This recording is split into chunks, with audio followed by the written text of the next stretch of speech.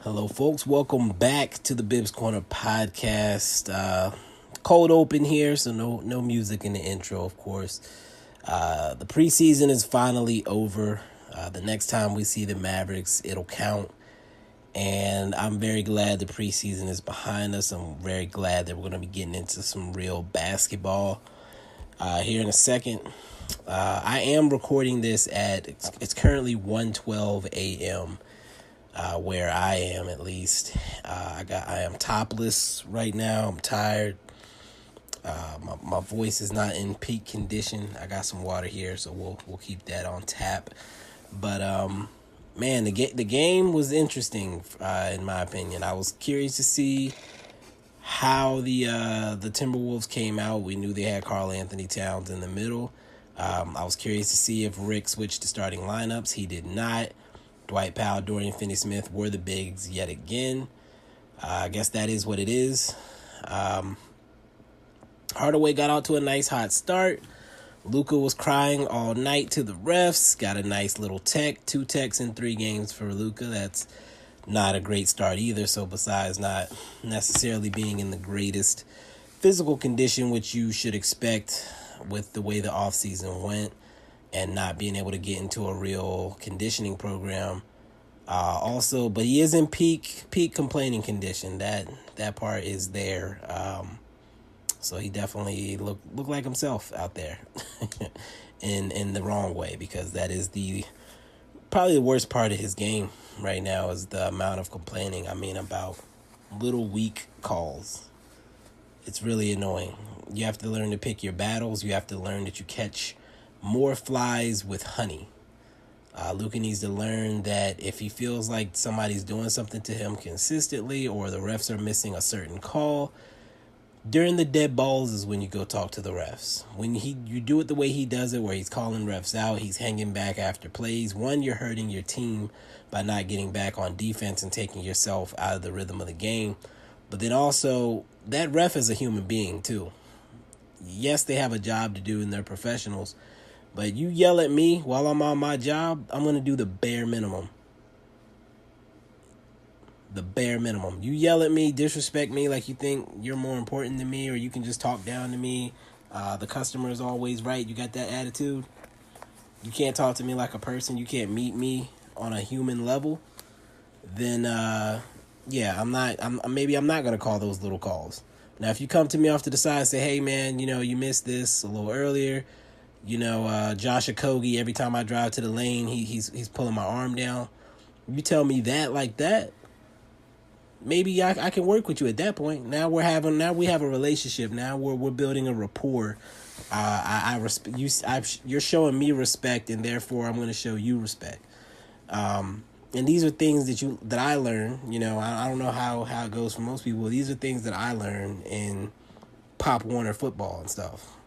The ref will tell you, hey, next time just let me know. Refs usually want to be right. They don't want to be wrong. They don't like missing calls. But if you yell at me, you look at me, you disrespect me, you talk down to me, I'm not calling everything. They know they have a certain number of little ticky-tack calls that they're going to let slide. And the more you yell at me, the more of those I'm letting slide. It is what it is. And Luka's setting himself and the team up for failure by acting the way he does towards refs. I did not intend to go on that rant, but there it is. The starters actually played in this game more than I expected. Luka and J. Rich, for example, played about 27 minutes each. We did lose this game in overtime. I know I have at least one listener who wants to know how the game went. So we did lose the game in overtime. It was a good back and forth affair throughout most of the game. When we got to the deep bench, that's when things kind of fell apart. I think the Wolves went on a run against our rookies, forced overtime. I think Terry had the last shot in regulation and got blocked. And then in overtime, it looked like it was over, but Nate Hinton, it's never over when you got Nate Hinton on the court type of situation. Rushed it up the court, got fouled, went to the line. All of a sudden, it was a 2-point game again. We drew up a play. Looked like it was for Terry initially. Terry did not get loose off for the shot. I think the next guy through was maybe Hinton. He didn't get open either. So then the ball goes into Boban. Splash Mountain. He almost hit it. It was close. It was in and out. Did not make the shot. Everybody was going crazy waiting for it to go in. But we lost that game in OT by 2 points. And then the controversy of the night on the timeline was, of course, Dwight Powell.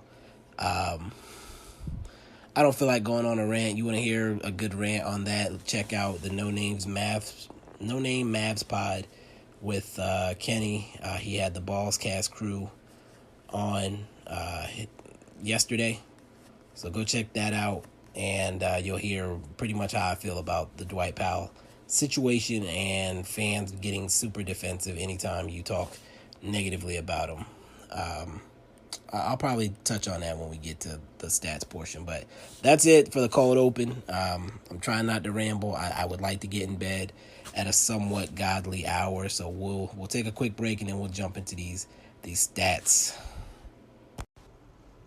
If you haven't heard about Anchor, it's the easiest way to make a podcast. Let me explain. First of all, it's free. Always a good thing. Nobody likes to pay for things if you don't have to. There's nice creation tools that allow you to record and edit your podcast right from your phone or your computer. Anchor actually distributes your podcast for you so it can be on Spotify, Apple Podcasts, and other streaming platforms.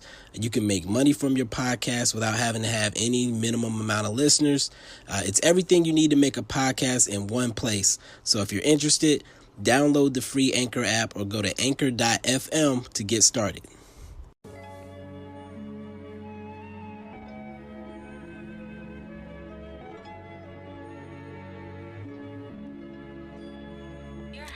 All right, folks, welcome back yet again to the Bibbs Corner podcast.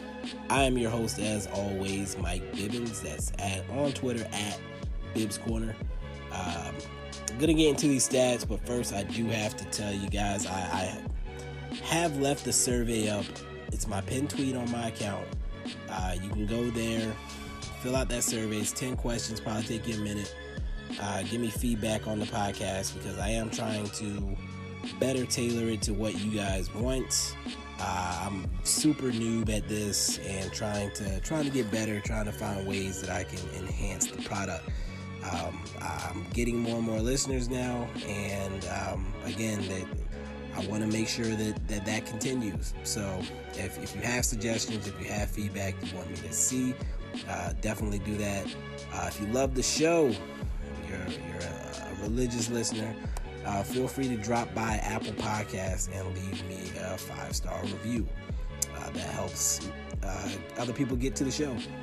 So even if you don't have Apple Podcasts, I think you could, or you should have at least have an Apple account.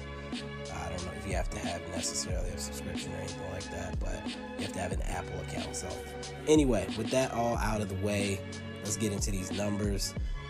Again, I mentioned Luka and Jay Rich played 27 minutes or so. Luka did finish with 20 points, 5 boards, 7 assists. However, he was 6 for 18 from the field and 0 for 6 from 3. So in the first couple of games, he actually shot pretty well from 3, and it was very encouraging. His form looked good, all that. Tonight at home, he was off, and I don't know what that was about. I hope it was a fluke, but 0 for 6 from 3 is rough. However, he'd been missing free throws in the first 2 games, and he was 8 for 9 from the line. So I guess it's one or the other for him right now. We'll find out on Wednesday what's real and what's not, but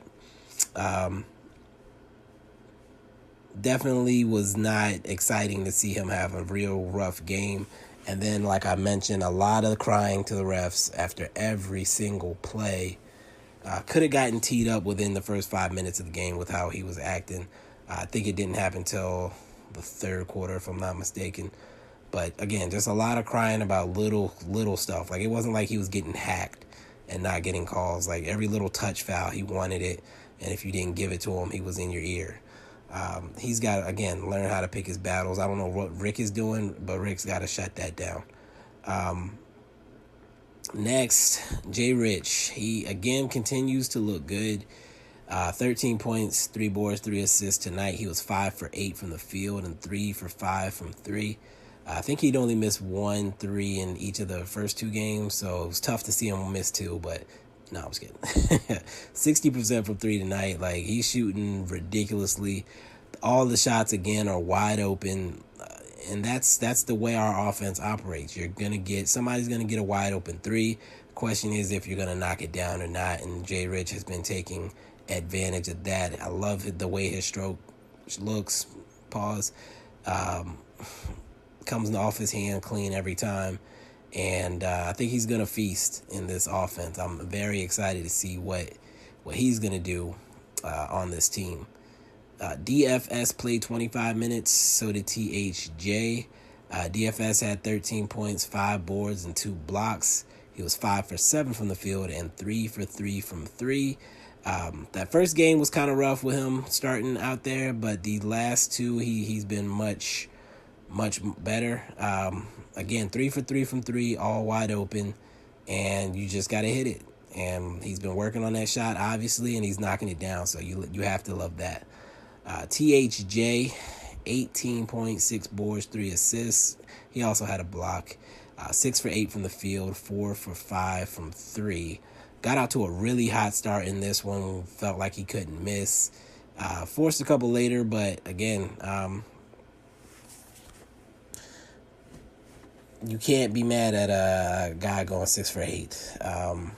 And this is THJ. You know, he had a couple rough ones.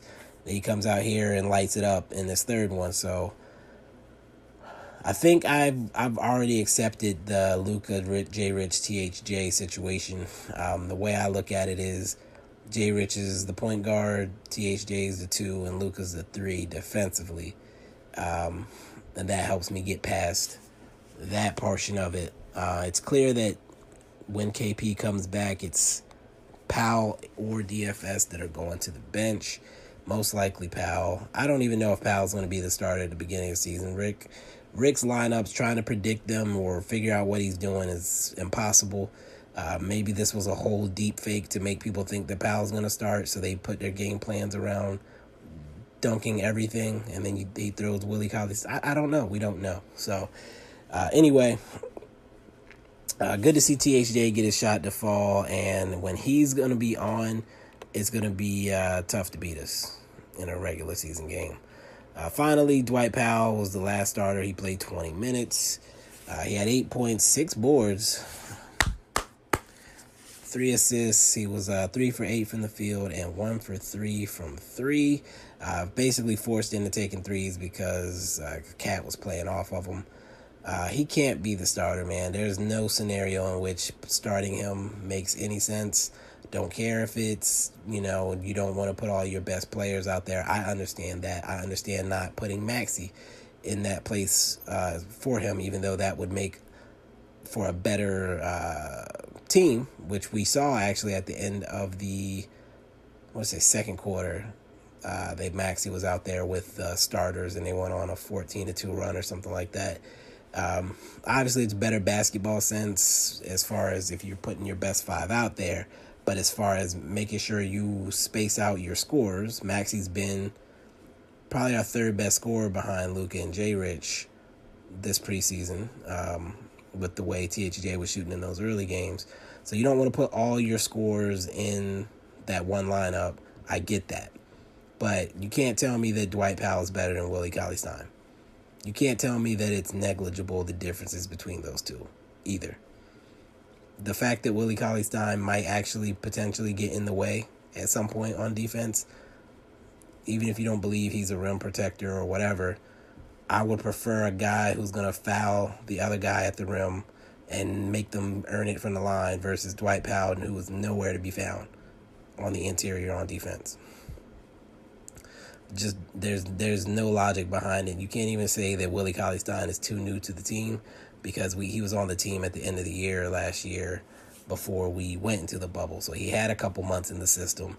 He knew all our stuff all summer, all bubble. He watched us and watched tape or whatever. He was tapped in to the team. He was a member of the team, even if he wasn't in the bubble necessarily.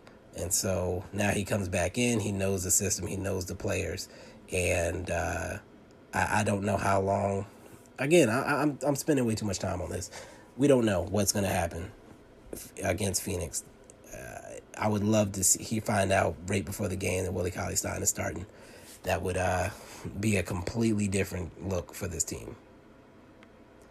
We'll get to him in a minute. Going to the bench, Josh Green actually played the next most minutes. He played 19 minutes, had 3 points, 1 board, 3 assists, was 1 for 5 from the field and 1 for 1 from the 3. He was very quiet. Did not make a lot of noise tonight. Which, again, he's a rookie. You have to expect that. I don't think he's hurt his standing in the rotation or anything like that. I do expect him to still be in that second 5 off the bench. I don't expect we'll see what he's capable of or even close to that, at least on a consistent basis, until at least halfway through the season. He still looks like he's trying to find his way, trying to adjust to the speed of the game, etc. and so forth. Maxey played 17 minutes off the bench. He had 14 points, 1 board, 4 blocks, including blocks on Anthony Edwards. I think he had 2 against Ant, and then maybe 2 against Cat. I can't remember if it was 2 blocks against Cat or not. He was 4 for 6 from the 3. That was all his field goal attempts. He did have an injury scare early in the game, like he hurt his hand or finger in some way. I saw the trainer checking it out, but did not affect him in the game as far as I could tell. Burke also played 17 minutes, 9 points, 4 assists. He was 3 for 5 from the field and 1 of 3 from 3. Did what he does. He's going to get his shots up. Wish his 3-point percent. I feel like he's been 1 for 3 or something like that in each of the first 3 games. So you would like to see him get a little hotter from 3 at some point. But again, as of now, he's going to score, and he's doing a decent job of moving the ball as well, which we can't say for his backcourt mate. We'll get to him in a second. James Johnson played about 17 minutes in this one, which I believe is the most he's played all preseason. He had 5 points, 3 boards, and 4 assists and a block. 2 for 5 from the field, 1 for 4 from 3. Just works hard, can handle the ball, has a lot of things in his game. Pretty much Swiss Army knife. You can put him in there wherever you want, and he's going to make a little noise, get in the way, cause a little ruckus. So he is what he is. In my opinion, I wouldn't want to go much time while KP is out without Johnson or Maxey on the court. That's my opinion. Brunson played 15 minutes, 5 points, 4 boards, 0 assists. He was 1 for 9 from the field, 1 of 3 from 3. Both of the smaller guys didn't look great tonight on one or both ends. The Mavs tried to run a zone to kind of hide them, but Minnesota, they don't have any midgets in Minnesota anymore.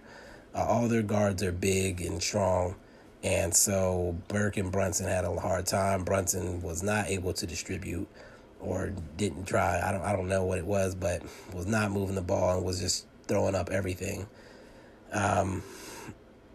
People are complaining about Brunson running that second unit, and when he has a night like this, it's easy to see why that's kind of justified. Tonight, for the first time again, and I know some of y'all hate this idea, but for the first time again, the idea of Brunson being a trade piece crossed my mind.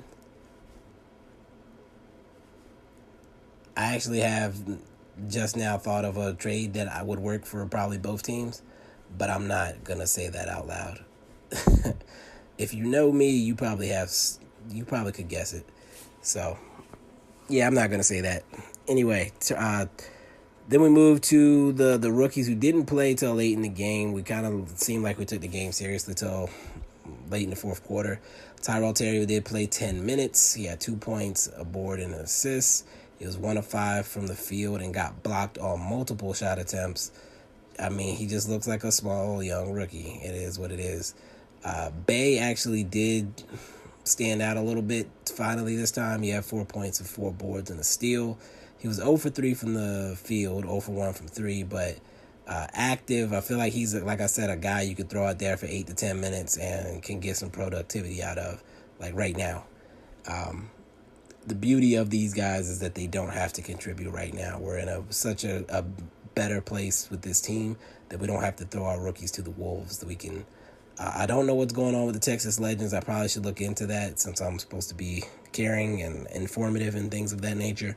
But even if they're just practicing, I think that's valuable for those guys versus just being with the big team, getting some real burn in real scrimmages and stuff like that, because I doubt the big team is doing a lot of that with them anyway, as the third at best unit. Boban played about 10 minutes as well, 6 points, 2 boards.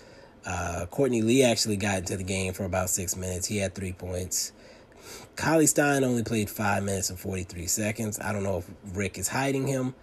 I'm not going to speculate. He had 2 points and 3 boards as well. Nate Hinton also played 5 minutes. He had 2 points and a board and was just hustling. I mean, Nate Hinton is Nate Hinton. Love that kid. Not sure how much we'll see of him now that the regular season is underway. But if there's any type of G League situation happening, I'll be looking for his clips in Frisco. We'll take another quick break, and then we'll get into these final segments because I'm not trying to be recording all night.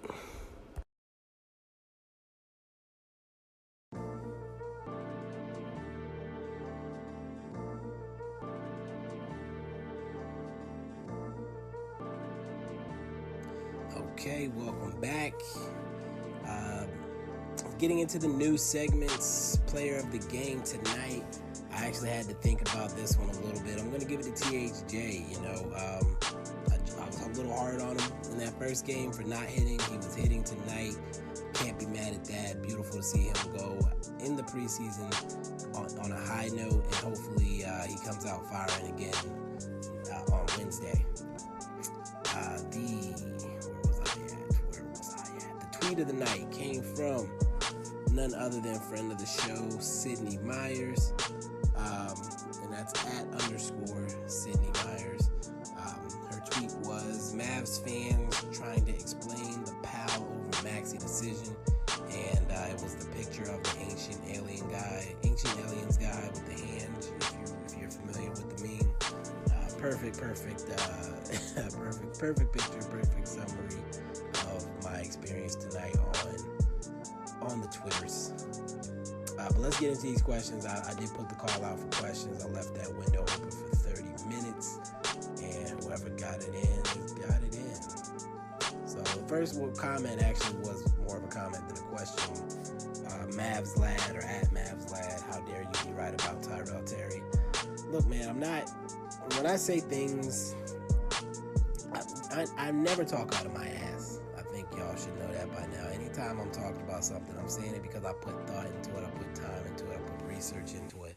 I don't give hot takes. I give informed decisions and information. I don't like being wrong.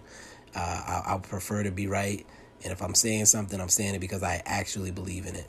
So Tyrell Terry, my observation was the only skill he had that was NBA ready was his ability to shoot. And then the question becomes, can he get open? Can he go off of screens? Can he handle the ball well enough to not get stripped every time? And again, preseason, no summer league, no real training camp. He's pretty much thrown to the wolves. It's going to be a little while before he's ready to be on an NBA basketball court and contributing in any real fashion. And there's nothing wrong with that. People seem to get very defensive when you don't have just glowing endorsements of every player on the roster. And it is what it is. I'm not going to fight that too much. I almost did it tonight with Dwight Powell. It is what it is.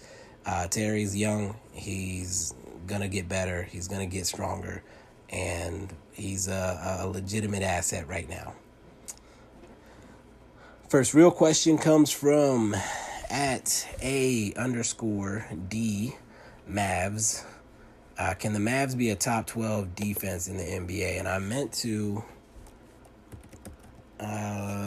double check something with that because I think top 12, you know what? I'm not going to do the research. I'm going to run down this because I'm not trying to be up all night.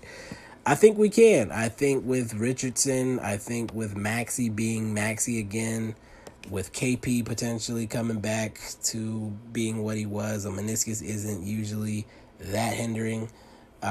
With James Johnson in tow, I think we can be a much better defensive team.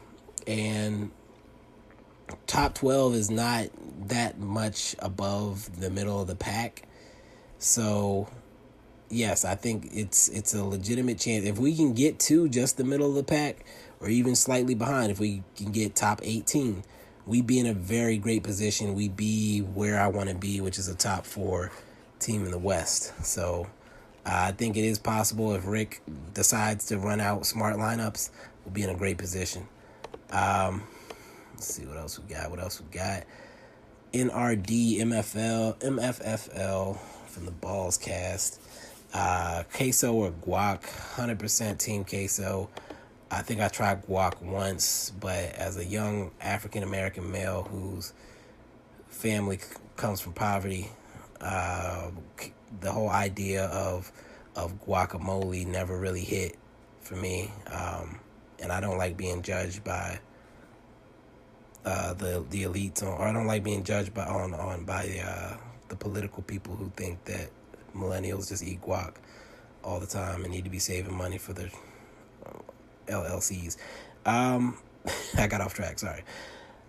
At M Chisholm, or I guess the M is for Michael. Is James Johnson the second most talented passer on the Mavs? That is a interesting question. I'm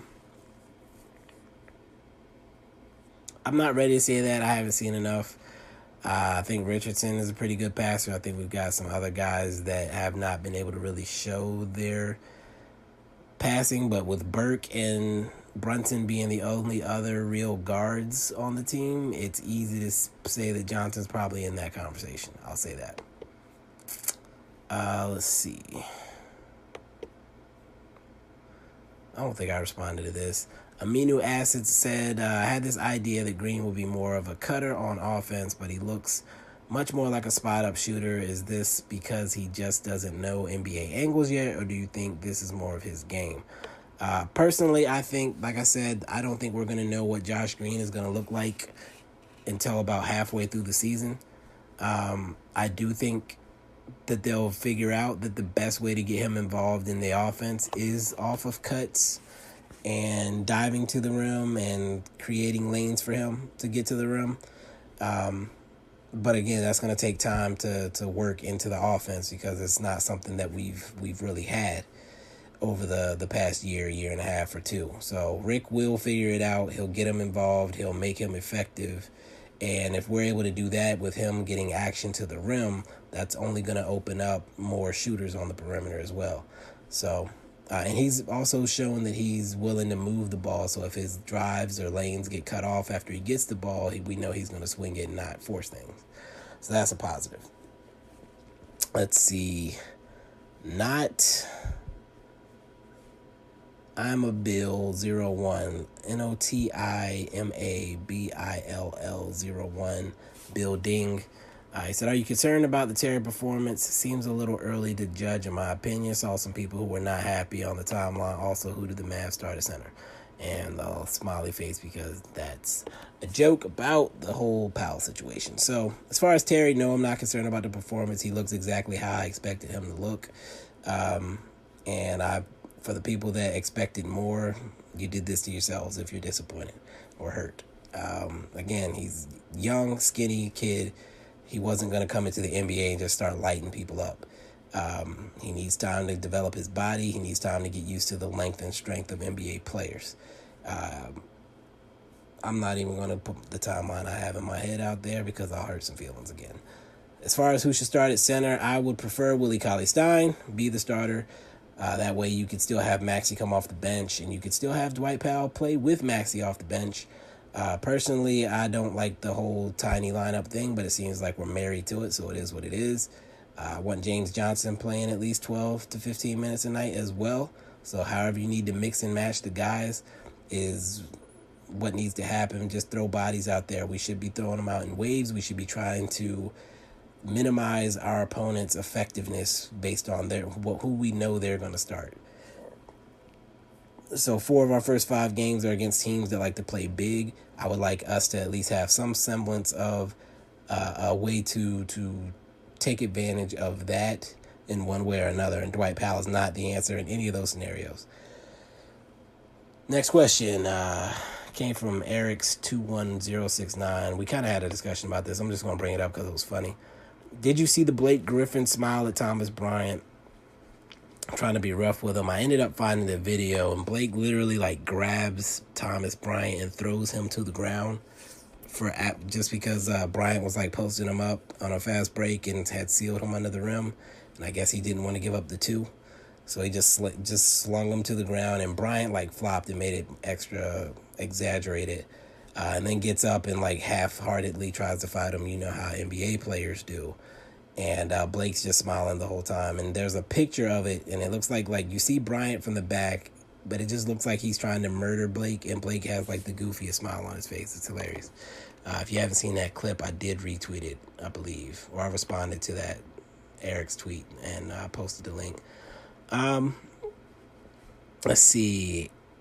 Ayan97 said, if Maxey was a regular starting center, what do I think his potential would be? This question actually came after I closed it, so I responded to it on the timeline. I'll just read what I said. I said, personally, I'm not a fan of starting him at the 5. We did it some last year, and it limited his effectiveness as an interior or as a defender, really. He's better being able to be a weak side or perimeter defender versus having to guard bigger guys on ball. With that said, if he was forced into a starting role, I think he could average somewhere in the mid-teens in scoring, about 6 rebounds and 2.5 blocks, while being a very switchable big, and still somewhat of a liability if anybody ever decided to take advantage of him in the paint. MFFL 7741 said, I'm afraid of the Suns and I don't know why. I asked him to elaborate. He decided to change it to a question. Said, are you confident we pull out the W on Wednesday? No, I'm not. I don't have any reason to be at this point in time. I think the Suns have a lot of firepower. We got to be on our game defensively. And if Dwight Powell is on the court, we will not be on our game defensively. So the way we've played this preseason has me concerned. As far as that goes, I love the idea of seeing how Richardson deals with Booker in that first game. I know the Suns are going to have shooters upon the deck everywhere. I'm assuming Timmy is going to end up on Chris Paul. I don't know how they're going to play it. I feel like they're always going to have one guy who is going to have a good matchup to exploit. And Chris Paul is probably going to feast on picking us apart in that way if we, again, allow 2 guys to be on the court who are not even really serviceable defenders. I hope it doesn't take a Herculean effort from Luka, but that's probably what it's going to end up taking. Let's see. PNWMFFL said, how does keeping your hands straight up in the air like you're protecting the rim help you get a rebound? Asking for my buddy DP. That's just disrespectful. I'll answer it anyway. I don't know what Dwight Powell is doing half the time on the defensive side of the ball and or rebounding. It is what it is. Like I said, shouldn't be playing more than 10 to 12 minutes a night, and only because KP is out should he even be getting that much time. What he does can be replaced by almost any athletic big man in the league. And Mojave King said, we seem to be a little weak on the bench, sparking the question of how we have a balance, especially with Porzingis coming back. I guess if the expected or of the expected starters on opening day, who do you believe realistically is put on the bench for KP? I unfortunately don't think it'll be Powell. The way I see it is this: Rick doesn't do things the way we expect him to do it. He's always going to be tinkering with those lineups. I feel like he's been put in a really weird spot where I think he doesn't want to remove a lot of the guys that have been in the system for a while to the bench. And I even in the preseason, when I was like putting together lineups and stuff, struggled with what to do with Dorian Finney-Smith. I hate him at the 4 personally, but it seems like Rick is very much willing to play him long minutes at the 4.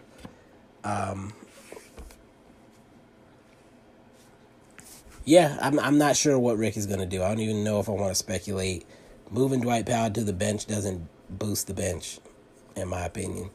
If anything, it scares me that we're potentially not going to use a player like Willie Cauley-Stein as much as we probably should. I like Maxey being a piece off the bench. I like Burke as a piece off the bench.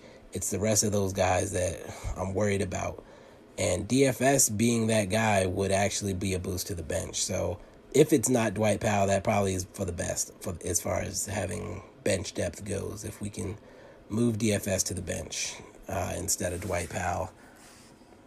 The fact that it's Dwight Powell just annoys me. I don't even want to talk about it. Anyway, again, my ideal starting lineup would be Luka, Jay Rich, Tim Hardaway Jr., James Johnson, and KP when KP's back. And then off the bench, it would be Burke, Brunson, DFS, Maxey, Willie Cauley-Stein. That would be my second 5. Dwight Powell would be the 11th man. Or like a spot big if one of the early other guys gets in foul trouble or something. Like I can't justify playing him more than that. Let's see. Did somebody DM me something? Oh, this is other stuff. I'm going to worry about that in a minute. And what is that? What happened? Okay. Yeah, that's nothing. Let's see if I'll see if a late question came in. Oh, Yogi Ferrell signed with the Jazz for all my Yogi Ferrell people out there, so I'm excited about that for him. I was hoping he got signed. Let's see. Okay.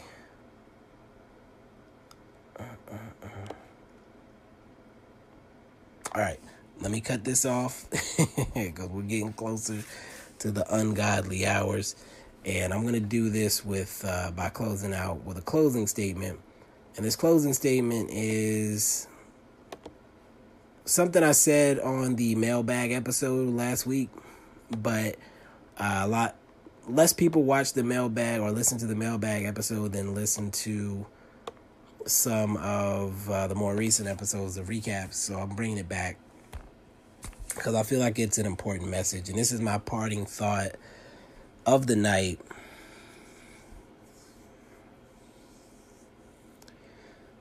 Mavs fans, I need us to harken back to a time when it wasn't always about next year, where we weren't playing for next year, where we weren't plotting on what we can do next year.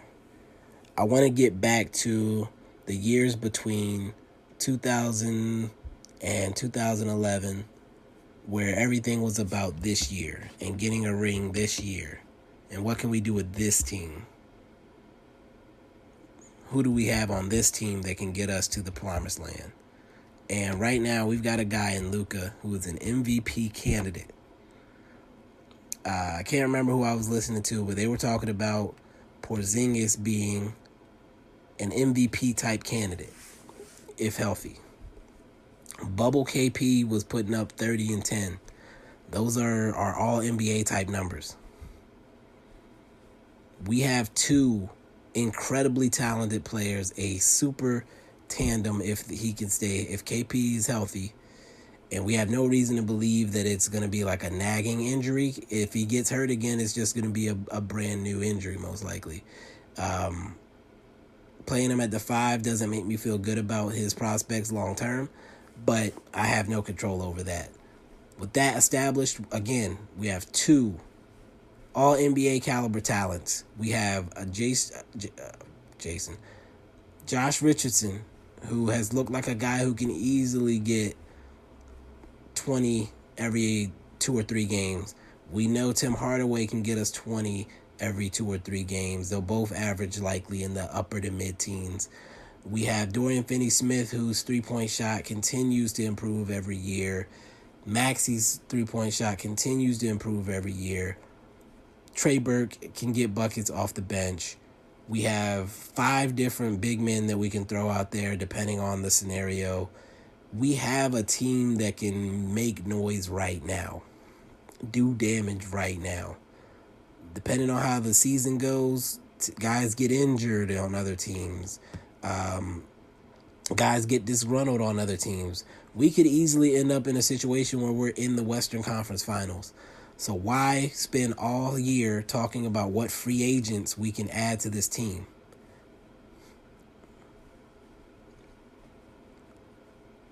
Most of our key guys are not over 30 years old. Most of our key guys are in age ranges where they're going to get better. They can get better right now this year, and they can get better next year and the year after that. Now, if we find key flaws in this lineup and you say, oh, man, we would look good with a guy like XYZ, fine. But I can't stand every day logging into Twitter and seeing, does it make sense for us to make sure we can get such and such with a $30 million contract? Stop. We don't need to be doing that anymore. The failure days are behind us. We are a playoff team now, and not just a playoff team, a team that is building towards contention, close to contention, potentially in contention. You look at what the Miami Heat did last year in the bubble. Yes, it was weird circumstances, but they did it. And do we think that we're not as good as the Heat were last year? LeBron is not getting younger. Kawhi and the Clippers look really weird right now. I don't know what to expect from them. The Nuggets have guys. They have too many of redundancies on their team, and guys seem to be not happy with their roles. Does that create locker room issues that makes them susceptible to failure? The Blazers are probably well positioned to make some noise this year as well. Can they stay healthy though? The Jazz also seem to be very well positioned. Can they stay healthy? They have guys coming off of injuries. Anything is possible. We are in that pack of dangerous teams right now. Depending on how the cookies crumble, how the matchups fall for the playoffs, we could see ourselves in the finals very easily. And if you know that, then you should not be spending all your time talking about what we can do next season. So please, I beg you, the next time you log into Twitter and you're talking about the Mavs and you see a player's name, I would love for your first thought not to be, he would look great in a Mavs uniform. I would love your first thought to be, this is how the Mavs can neutralize him. How about that for now? And when the time comes, when it's the trade deadline and the rumors are flying and things of that nature, then okay, let's have those conversations. If especially, again, by the time we get to middle of the season, we should know what our flaws are, where our weak points are. And if it makes sense to add a piece here and there, fantastic. I don't think we're really, really, really, really in a position where we could say we need another star. If KP gets hurt again, then yes, we probably should be a little bit thirsty for a star caliber player to fill his void if he's going to be out from time to time. However, until we get there, we should maybe be speculating about role type players. That's fine. But it hurts my soul to think that people are looking past this season and just trying to build a super team to ensure rings versus fighting, scrapping, and clawing to try to get one with who we're with right now. I posted the distracted boyfriend meme earlier with Mavs fans looking at free agents versus paying attention to what we have in front of us. It's like